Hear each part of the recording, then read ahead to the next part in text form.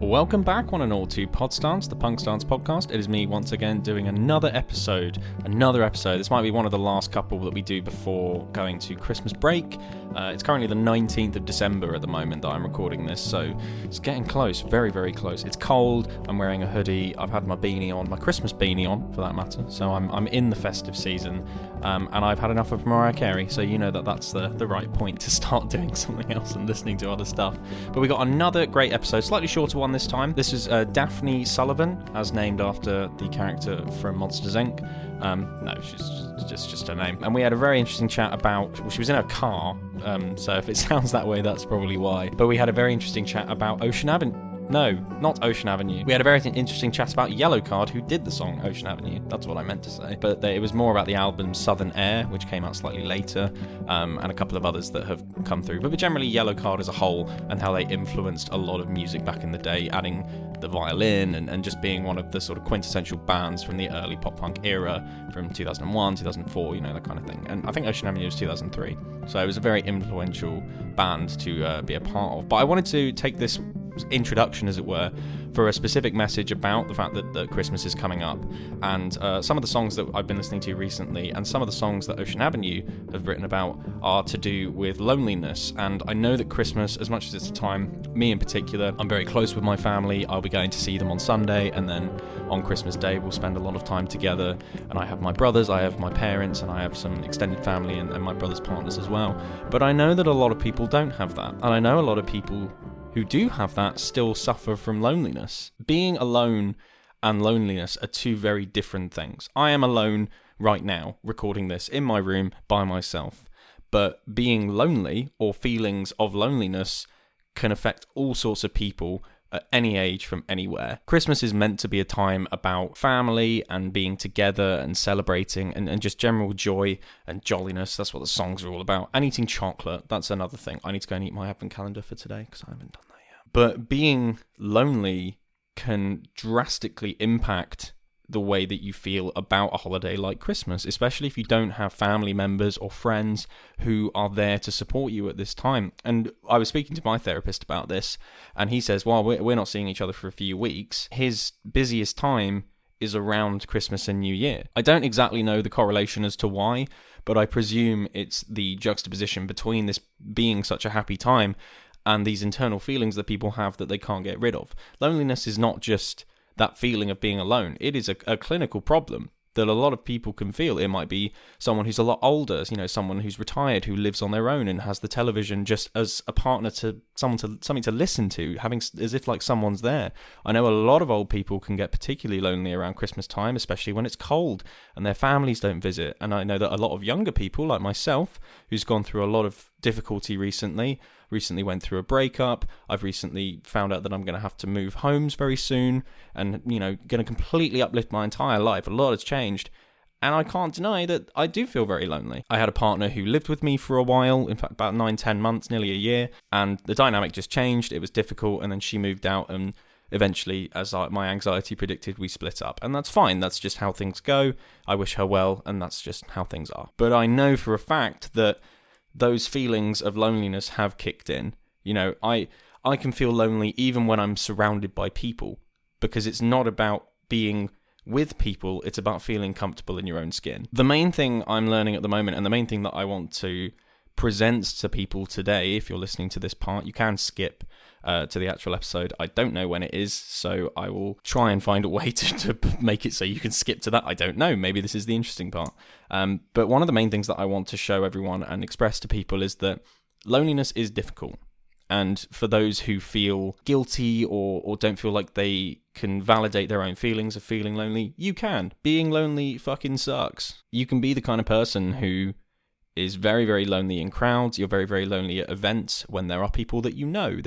That is a part of loneliness. Has a very intrinsic part with depression. You don't feel that you can act yourself because you're just surrounded by people. You're not with people. You're just surrounded by them. And there's a very, very key difference there. So I want to use this beginning bit just to emphasize the fact that if you are lonely around Christmas time, whether it's, you know, to do with you've lost a partner or you've lost family or you don't have people to visit, just know that there are people out there who are feeling very similar things. I'm very fortunate to have a very close-knit family who love each other and support each other, and I will always be grateful for that.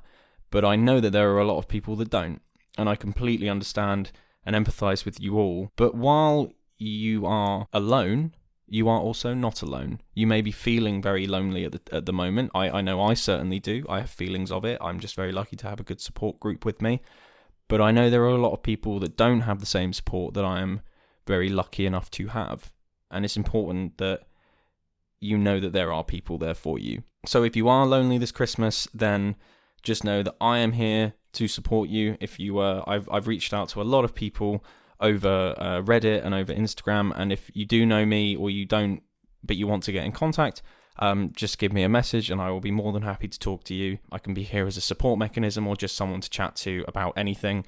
Clearly from these podcasts and some of the ones coming up, I will literally chat about fucking anything. So just, I want people to feel like that I'm a person they can go to feel safe or to feel comfort or to feel heard. And I think that's the most important thing about when you're feeling lonely. You want someone who genuinely feels like they want to be there. You could be in a relationship with someone for a very long time and still feel lonely with them. You could be in a group of people that you've known for your entire life and still feel lonely because they're not the right people. Your value will be truly expressed with the people that you care about and the people that care about you. Sorry, I'm hiccuping. I drank a non-alcoholic punk IPA before I had... There you go.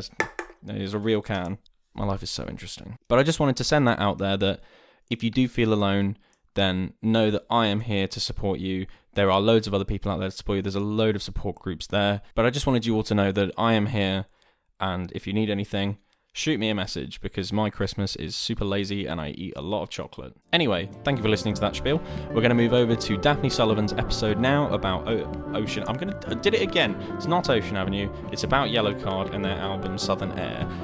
It was a great chat about her history with the band and the album and the way she's developed as a person, her and her partner, and just learning a lot about the kind of people that they are. And I think the album really helped them with that. So thank you very much, Daphne, for coming on. I really appreciate it. I hope you got a lot out of it.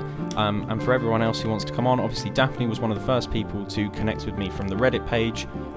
This whole project is about allowing everyone to express themselves in a manner that feels great and honest, specifically through music. It doesn't have to be pop punk, but it can be whatever you feel like that you would want to talk about. Thanks, brain. So if you are interested, be sure to send me a message on the Instagram. I believe the Reddit page is still up, or the Reddit post rather, so you can go and follow that or put a comment or whatever. I'll probably do another one in the next couple of weeks just to refresh it for people who didn't see it the first time. But my Instagram's always open. Send a message if you're interested, be it a band for Release Ramble or something for Albums to Save My Life, or both. You are welcome to either. But I want to thank Daphne specifically for being on one of these first episodes from the Reddit page. And yeah, I'll see you all on the other side.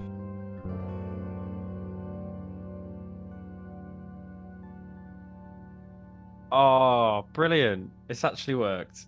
Me, you? And you, yeah. Are you in your car? I am, yes.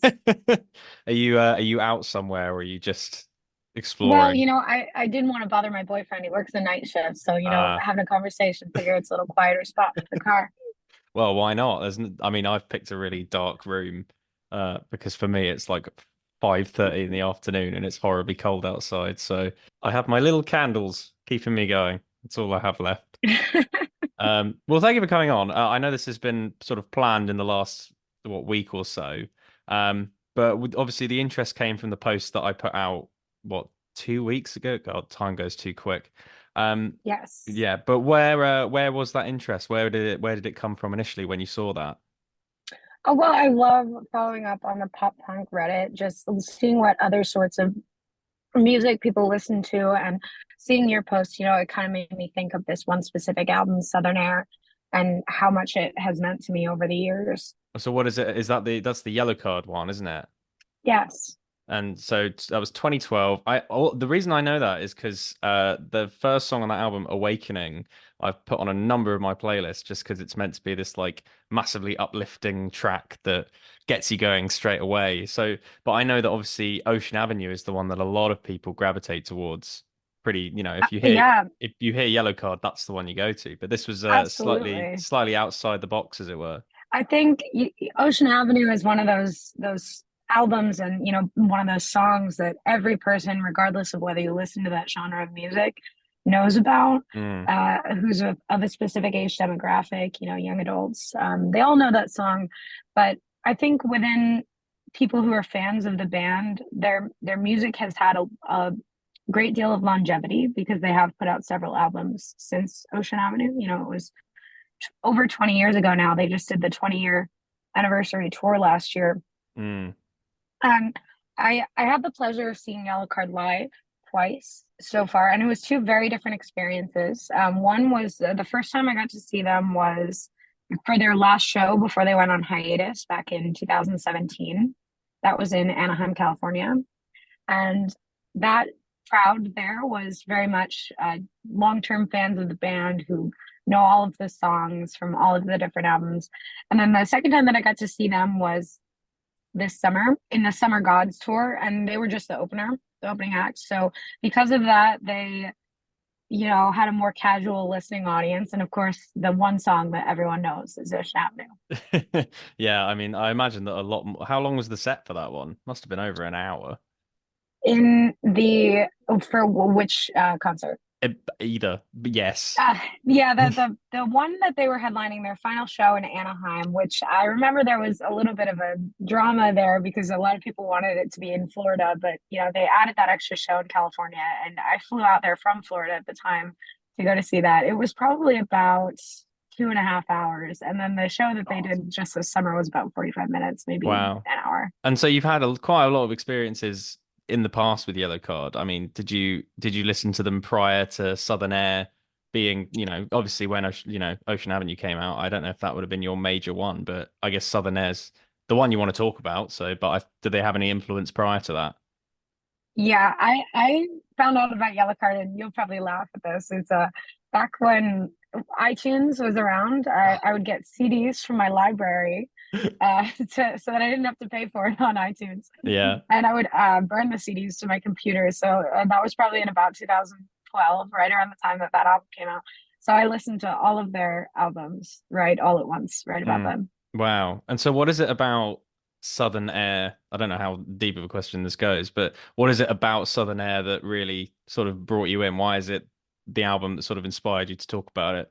I think that album, when I think about it, I think you used the word uplifting earlier. That's an excellent way to describe it. It's very positive, and I love pop punk music across the board, but it can sometimes be a little melodramatic, a little sad, and playing into that sadness. And there are a couple of sad songs on the album, like 10, which if you listen to that song and you can't cry, I don't know what you're doing because it's one of the saddest songs. But that overall is a very happy and positive album. When you listen to the song Awakening, or when you listen to Here I Am Alive, it's these songs about triumph, which I think is a wonderful theme. Is there anything that sort of connects to you on a personal level that means that triumph and sort of overcoming challenges is the reason why it's sort of attributed it to yourself? Yeah, overall, I mean, I listen to the song Awakening whenever I need a reminder of, like, hey, everything's gonna be okay. There's new days that are coming. If you're having a bad day, there's another one that'll be right around the corner. And also the song Here I Am Alive. I remember I was probably about 20 or 21 years old. I was moving across the country, and my mom asked me, like, oh, do you want help, moving? And of course, when you're that age, you're just very much like, I want to be so independent. And that song I just kept blasting on the radio when I was going from just a harder time in my life where I was struggling with work and school and balancing all of that. And listening to the song Here I Am Alive just kept reminding me that in that age of growing up, it's okay to not know where everything is going on, but it's okay to have something new around the corner. I think a lot of the genre kind of gives that idea of the positive future as well, and the positive past. So I think a lot of people can look back and think maybe I didn't do the things that I wanted to, or maybe you look forward and think I really want to get to this point and I want to have done these things. But I think songs like that, Here I Am Alive in particular, sort of really grounds you in the present and sort of tells you exactly like you're where you are. That's fine. That's all you need to be right now. I think that's just a nice sentiment to have. Absolutely. So what is it in terms of other songs or maybe like other genres that there are? Do you have, is it just the main Yellowcard album that inspires you, or do you have like a plethora of different songs and albums that have brought you to this point? I think it really depends on how you're feeling, and that's the wonderful thing about music. If you're feeling frustrated with the state of the world, it's great to listen to, music that has anti-authoritarian themes, things like that. If you're feeling a little bit sad, you can listen to an album like My Chemical Romance's Welcome to Black Parade as always, a classic. Of course, the classics are there and have stayed that way for a reason. So what is it about what have you got coming up in the future that you think these albums might inspire you into? Have you got like anything? You said that we were talking about how you struggled with work and balancing a lot of things in life.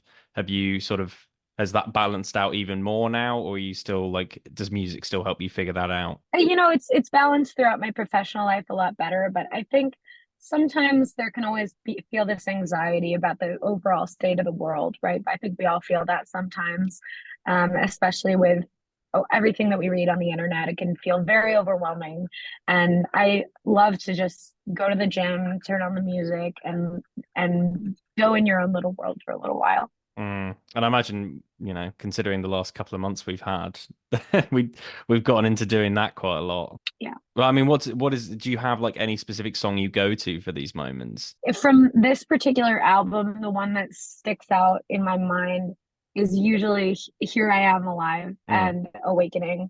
And then I also love the song Surface of the Sun. I think it speaks very much to their experience as a band, that even if mm. that's not something that I've gone through, having this massive high of success with the song Ocean Avenue and then trying to follow it up with maintaining fans and maintaining that same emotional high, I'm sure it's something that resonates, even if that's not your specific experience. It can definitely feel that way about whether you're going through a wonderful period of life and then your friends and all of that. And what do you think in terms of like any other, you were talking about how you're just a big fan of the genre in general. Are there any sort of modern classics or earlier genres that have inspired you into listening to this kind of music? You know what? I got the chance to see Green Day live earlier this year, It's and always a they win. are a phenomenal band. And I've listened to some of their stuff that they put out through the 2010s here and there, but their recent album that they put out this year, Saviors, is probably to me the most impactful album since they came up with American Idiot. And of course, American Idiot was an instant classic from when it was released until now, and it's been 20 years. They did the entire album at that show, which was just a wonderful thing to get to see. And now I've been listening to their new album Saviors a lot recently. And I remember that it's 30 years of Dookie as well. Like Yes, just the yes. the the length of time that some of these bands have been going for is just phenomenal. Makes you start to feel like the character from 1985 by Bowling for Soup, doesn't Yeah. Oh my God. It doesn't stop, does it? Oh, it? the references just keep going. But that's so good though, like having such a long-standing band follow you as well. Like, have you always been into the genre? Is it something that sort of came about just from, just like a one time listen and it suddenly sparked you into this journey, or is it something that's always been there? I remember going to Warp Tour when I was a teenager with my friends and getting to see some of these really big bands like My Chemical Romance and Mayday Parade and Yellowcard live. And I think that was a very impactful experience. I mean, now they're bringing Warp Tour back next year, and they have the When We Were Young festival, but I think they know that we're a lot older now, Mm. and so they don't charge $40 for these wonderful festivals anymore. They charge about 10 or 20 times that amount. Yeah, I mean they'll always try, won't they? Yeah, And is your that's you really what got me in. you Mhm. mentioned your partner as well. I mean, is he fairly similar? I mean, I imagine he's asleep at the moment. Just like sitting in the car. But is he fairly similar in styles in terms of sound, or have you sort of helped each other find different sounds together? We definitely converge on our interest in pop punk music. He definitely loved going to see Green Day live and had a great time at the Yellowcard concert. He loves metal music too, which is not exactly my jam, but I've gone to a couple of those metal shows with him, and they are very fun. It's a great energy in the crowd. I think there is kind of the same positive energy in the room when you go to a metal concert as there is when you go to a pop punk concert. Mm. I mean, which kind of bands has he influenced you with that? And Berlin Oh was yeah. the concert that I went to. That was was wonderful. Wow. Yeah, And what is cool. it what is it that you generally like grew up with? Were your family kind of similar in that sound, or did you grow up with something completely different? My mother always loved a lot of the bands like REM and U2 and some of those early rock bands from the 90s and the 80s, of course. You know, we always listened to a lot of Billy Joel and a lot of Bruce Springsteen. So it's definitely a different sound that I don't feel like is as popular now. I mean, you of course do a lot of this listening into what people are listening to, I'm sure. And do you feel like it's going down in popularity in terms of rock music on the whole? That's actually a very good question because I've been thinking about that. I think especially in the modern day, you don't get nearly as many sort of mainstream modern rock bands coming to the forefront. I think in the sort of mid 2010s, particularly in the UK, I don't know what it's like for in the US, but we had a sort of resurgence of certain bands. Particularly like I think I'd say like Bring Me the Horizon are probably now like the biggest rock band, so to speak. Yeah, But yeah, others here were like Don Broco, Lower Than Atlantis, a couple of others in there that would classify as like the modern British rock scene. But sure. I think if you look back in, even 20, 30, 40 years in the past, even down to like where the Beatles started, in the 50s and 60s, that was Yeah. classified as classic British rock. And that was always the thing that people found the most popular. And then now, you have Sabrina Carpenter, who is everywhere. I simply cannot escape that woman. Every time I go on my phone or look on Reddit, funnily enough, there'll be a post about her doing something crazy, and then how everyone's listening to her. I was seeing my brother the other week, and he's like a massive, garage indie rock fan, and even he was like, "Yeah, that Sabrina Carpenter album's not bad." I was like, "You're the last person I would expect to listen to that, and yet here you are." But I think there's definitely been a shift. I think it's sort of happened. I mean, maybe in the 90s when the rise of the boy band started and they sort of put away traditional instrument playing to just having people that can look nice and kind of sing, but not really. Um, and that just answered the question. But I don't know what it's like in the US. I don't know if you've noticed any differences. I think you're spot on. And it is always nice to be open minded with musical interests. I think there's a lot to be learned from different genres. You take an artist like Post Malone, who's Mm. gotten pretty much every genre out there at this point, from hip hop to R&B to rock music, pop music, country music now. And I can appreciate when artists are able to bend a little bit. Um, one artist who I think has really struck my mind recently, her name's Taylor Acorn. Oh And yeah. yeah, if you're familiar, great, Hmm. been opening for Dashboard Confessional this year. She just put out a phenomenal new album in pop punk, Survival in Motion. It's amazing how people can blend certain styles. Like I was saying with someone else quite recently that punk as a genre, or even pop punk as a genre, is so versatile. Like you can include it in pretty much. I mean, some people were even arguing that like Olivia Rodrigo is the next pop punk person to come into the spotlight. You've got so many new like there's two very different splits between the genre now because you have the very mainstream style of MGK, Post Malone to an extent as well. Actually, he's incorporated quite a lot, and then you have the more underground but more traditional side, which sort of sticks to the genre tropes and sort of is more for the fans, I guess. But I don't know. I mean, that's what I've thought. I don't know if you've seen a notice like that. It's like Travis Barker. He's in everything. You just type his Yes. name. Anything he's in is probably quite popular.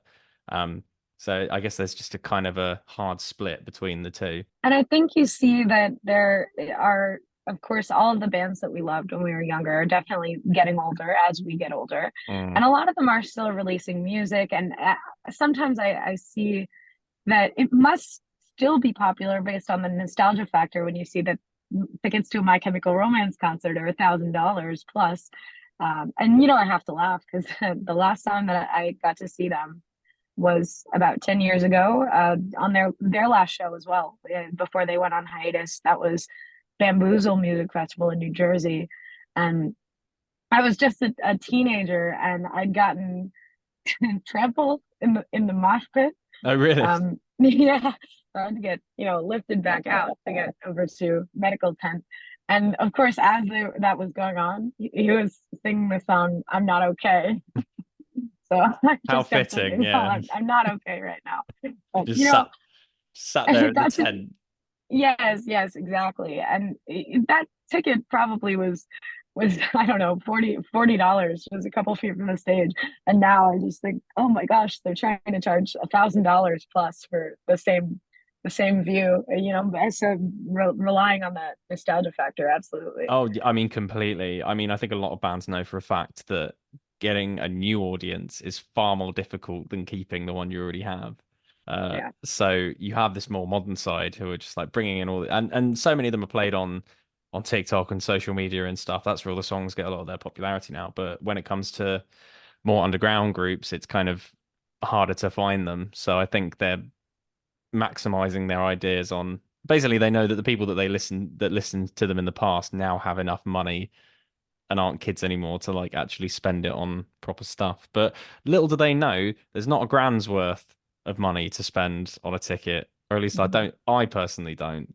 Um, I'll go to the small gigs for now. Thank you very much. I mean, do you have any other inspirational gig stories or festival stories that happened with that kind of stuff? I'm always looking out for just seeing what new things can become. And I definitely won't stop going to rock shows anytime soon. Are there any coming up? Well, I saw that Green Day is headlining for Coachella, and I've been meaning to go to that festival at some point in time. So I might be there in the spring. Oh, nice. I've always heard so much about Coachella, and then just like what kind of festival is it? Because I've seen so many things about it, and it's just a crazy. It spans all genres for the most part. My only concern with the festival itself, as much as like I said, I got to see Green Day earlier this year, so it would definitely be a treasure to see them again. I can only take concern with the fact that Travis Scott is designing the layout and plan, and the last time that he had a major festival, that was Yes. not so great. Yeah, not so great, that's for sure. Well, it sounds like the genre's had quite a hold of you for a while, and it doesn't seem to be going anywhere anytime soon. Are there any particular records that have sort of inspired you this besides Green Day, obviously, but are there any others that have inspired you or like surprised you this year or ones that you're looking forward to in the near future? I really think that Taylor Acorn album, Survival in Motion, Mm. was the key for me this year. The first time that I heard the first line of the title track of that album, I was just immediately blown away. I remember being in my car, turning that song on and saying, wow. So for anybody who might be, listening in on this, if you haven't gotten the chance to listen to that album, it's really, really great. I don't even think I have actually. I know for a fact that she was releasing something new, but I couldn't remember for the life of me when it was. So Yes. this is why I have my She's notebook. great. She very much reminds me of when Paramore was first getting started in Mm. their early career. Do you think having like is it the particularly like having a female pop punk lead, as it were? Do you think that's another inspiring element of why you like them, or is that just an extra? I think it's just an extra thing. Of course, I think on the whole, on the genre, it tends to skew more male vocal leads. Just of course in general, and I think the reason why Yellowcard has always stuck with me so much is because Ryan Key's voice is smooth like butter, Mm. and listening whether it's live or on the records, it's just really a pleasant thing to listen to. So for me, I'm not really particular whether there's a female or a male lead singer. Mm. I think for a lot of people, I mean, a lot of people I've spoken to, they've noticed an increase in more viewership for female like fronted bands. Have Mhm. you noticed that at all, especially like at the festivals you've been to, or do you think it's still something that needs more time into it? I can see it going both ways. I would love to see some more female fronted bands, and I've gotten to see a couple of really incredible performing artists in the last couple of years across all genres, Chaperone and, Olivia Rodrigo, like you were saying earlier, she's got a really great powerhouse voice that does kind of share a lot of that pop punk influence. I think typically we do tend to see more female solo artists across genres and more male fronted lead bands. And that's, I think, our classic early 2000s pop punk is typically a male fronted band, and that's okay. I mean, we're very much used to listening to kind of that sound, and there's nothing wrong with that. And but I mean, Yellowcard, in itself, were very different at the time anyway. Bringing in, Yeah. a violin into a pop punk band, everyone was like, "What on earth are they doing with that?" And then all of a sudden, it's considered revolutionary for the time. I Yeah, always wondered that's exactly how they blended it in, but they did, and they still do. definitely what sets them apart from the Mm, pack is the violin and Ranky's vocals. I think they just have managed to keep a hold of that over the years. They're one of those bands that has a consistent following of fans, even if they might not be making big radio hits like Green Day and Blink 182 all of the time outside of their popular Ocean Avenue. It's still impactful for the mm. fans who are listening, and they do still have that consistent, steady flow. Have you been following their more recent ventures? Because obviously they had a brand new song in July. I think it was "Hear You Me." It might have. I can't even Yeah. remember if that's the similar title to a Jimmy Eat World song. I can't remember if they sounded similar now, but I will have to check. But they had their self-titled in 2016, and then a couple of other. I think they did one for the kids as a remake in 2021. Like, Yeah. have you followed that newer stuff, or is it sort of Southern Air that keeps drawing you back? I've listened to all of it from Live to Sail onto their, self-titled album, and I really loved the track that they did recently with Pierce the Veil. I think that was about a year or two ago when they put Mm. that out. And I just throw their music on whenever I am cleaning the house and want something uplifting and really fun to listen to that's just gonna put me in a good mood pretty much right Mm. away. And they're so good at doing that. I think they've always had such a knack for creating these uplifting riffs and the sort of this upbeat nature. And I think a lot of the time, especially for some bands, there was a focus, particularly in the emo scene, of like getting really deep into their messages. And I think Yellowcard still did that, but they had such a unique, almost jovial tone to them.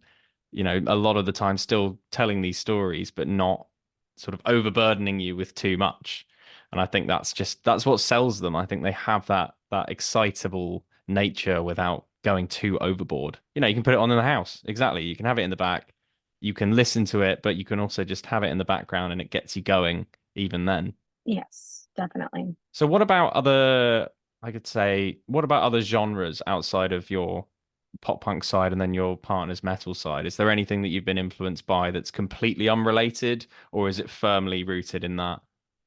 Completely unrelated. Yes, I also love folk pop. And, there's one particular band called the National Parks out of Provo, Utah, that really I loved. And I just could not figure out for the life of me why I love them so much.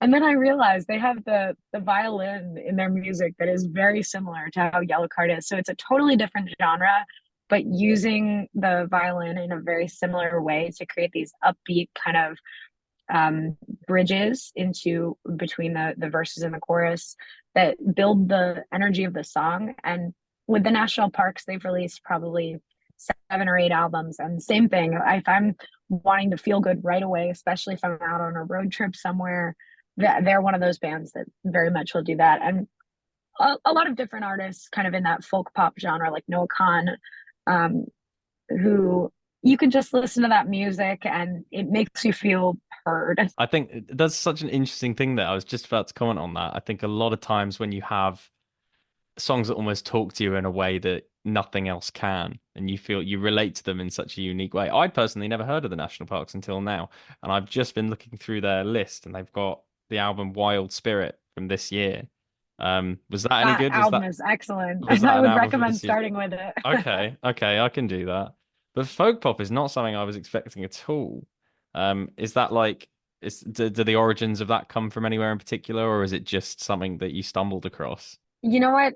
They actually do. When I worked as a mountain camp guide in at a summer camp out in Rocky Mountain National Park in Colorado, I was driving up the canyon the first time into the camp, and the girl who was one of the leaders at the summer camp put it on as we're driving through these beautiful, beautiful mountains, listening to that music, and it was like almost a spiritual experience the first time. And that was from there I got into the genre after that with a lot of different artists. Wow, you couldn't have picked a better atmosphere to do that in fairness. Yeah, certainly. What kind of experiences did you get there? Like I to have that sounds amazing. Colorado's always been one of the states I've wanted to visit because the mountainous regions just look amazing. Yeah, I highly recommend. And my friend and I have taken several trips all across the United States, the Western USA, to get to go to the Grand Canyon and Arches National Park, a lot of these beautiful monuments. And we always end up putting on that folk pop music when we're out driving through the countryside because it's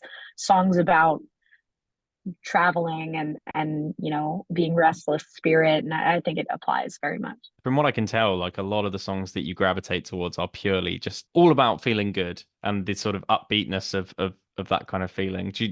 Would you agree with that, or are there other things that you can sometimes gravitate towards too? I think music is a very helpful tool to put you in a great mood.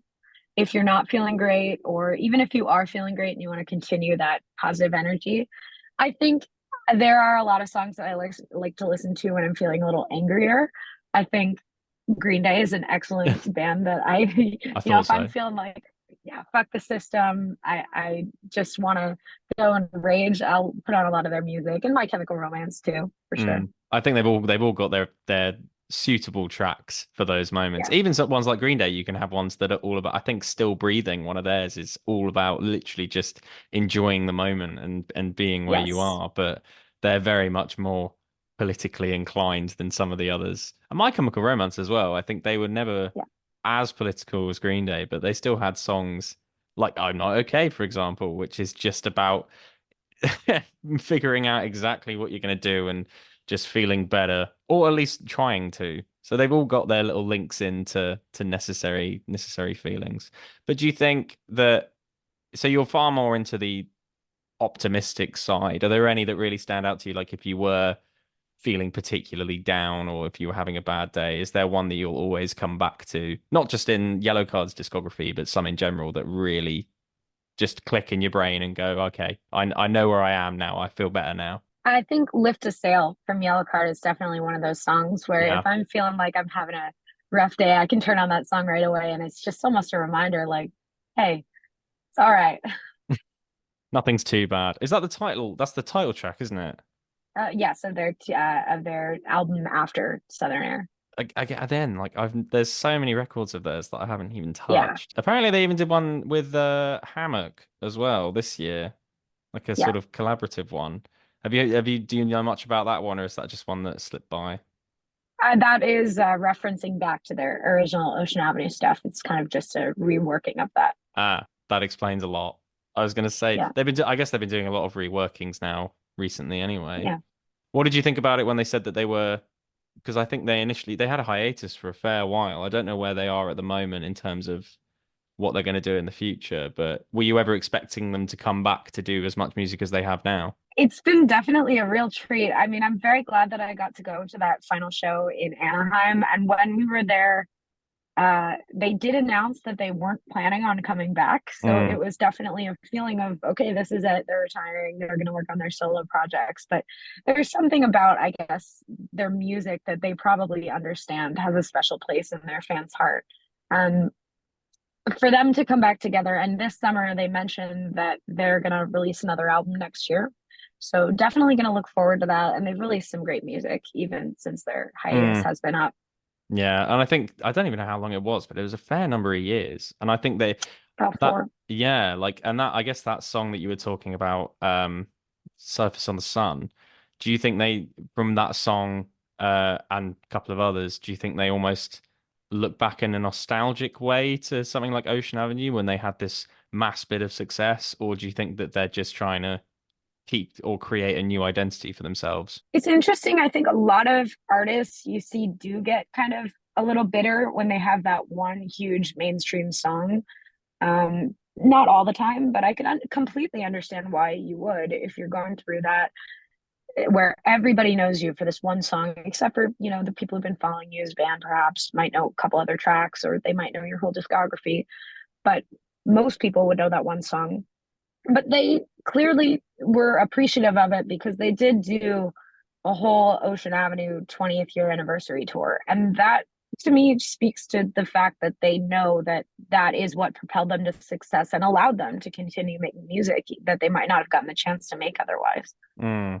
And I think they're one of the bands. I always think of them similar to like Fountains of Wayne when Stacey's Mum came out, and literally everyone knows that Exactly. song, but only like the main fans would understand the number of albums that they've actually made.